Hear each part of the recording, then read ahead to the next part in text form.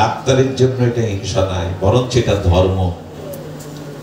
এই জন্য সমাজ জাতি আত্মকল্যাণের জন্য যেগুলি হিংসা ভগবান দেখিয়েছেন ভক্ত রক্ষার জন্য, অধর্ম অধার্মিকের বিনাশ জন্য, এটা ভগবানের অনিরপেক্ষ নয়। আরো বলি, ভগবানের হাতে যারা বধ হয়েছেন, কংস রাবণ, এরা যোগীন্দ্র মনীন্দ্রের মতো মুক্তি পেয়েছেন, সাযুজ্য মুক্তি। এটা কি ভগবানের অনিরপেক্ষতা?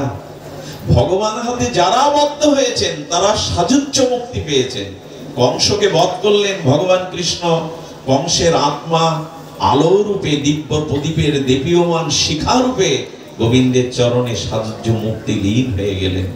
এই জন্য গোস্বামীরা গোবিন্দের একটা নাম দিয়েছেন হতার গতিদায়ক। গোবিন্দ যাদের বধ করেন তাদেরও পরম গতি দেন, তাদের মুক্তি দেন, যেটা তপস্যার দ্বারা হয় না। ভগবান নিরপেক্ষ, ভগবান অনিরপেক্ষ নন। কিন্তু ভক্তের প্রতি তার আলাদা করুণা থাকে। যেখানে ধর্ম আছে, করুণা আছে, দয়া আছে, সেখানে ভগবান ছায়ার মতো। আচ্ছা, অর্জুনের রথের সারথি হলেন।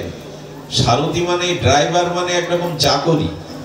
অর্জুন কি বলছেন কুরুক্ষেত্রের আগে? সেনার উভয়ের মধ্যে স্থাপিত রথশ্চ্যুত। কৃষ্ণকে ধাক্কা দিয়ে বলছেন, হে কৃষ্ণ, দুই সেনার, উভয় সেনার মধ্যে রথটা স্থাপন করো। কাকে আদেশ দিচ্ছে অর্জুন?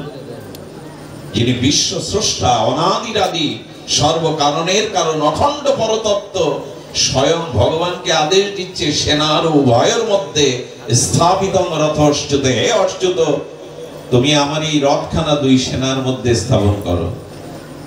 গোবিন্দ রথের সারথি হয়ে ঘোড়ার ঘাস খাওয়াচ্ছেন, রথটা মুছে দিচ্ছেন, আর অর্জুনের আদেশ পালন করছেন। কেন জানেন? কারণ এই জন্য তোমাদের সাথে ধর্ম আছে, যেখানে ধর্ম সেখানে আমি। এই জন্য আজ আমাদের জীবনে এই ধর্ম বুদ্ধিটা প্রয়োজন। আপনারা জানেন ভগবান কাউকে বধ করেন না।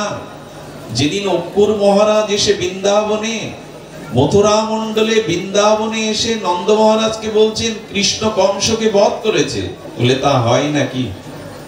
আমার কৃষ্ণকে জানি না? মা দড়িটায় কাটতে পারলো না, যশোদা তাকে দড়ি দিয়ে বন্ধন করলো, দড়ি কাটতে পারলো না, সে কংসকে মারবে?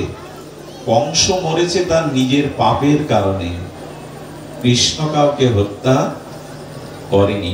আজ কৌরবদের, আজ রাবণের পতনের কারণ হলো তাদের নিজের অধর্ম বা পাপ। ভগবান উপলক্ষ মাত্র। আমাদের পতন হয় আমাদের পাপের কারণে। সামনে যে শত্রু দেখেন, এগুলো উপলক্ষ। এই জন্য শাস্ত্রে বলছেন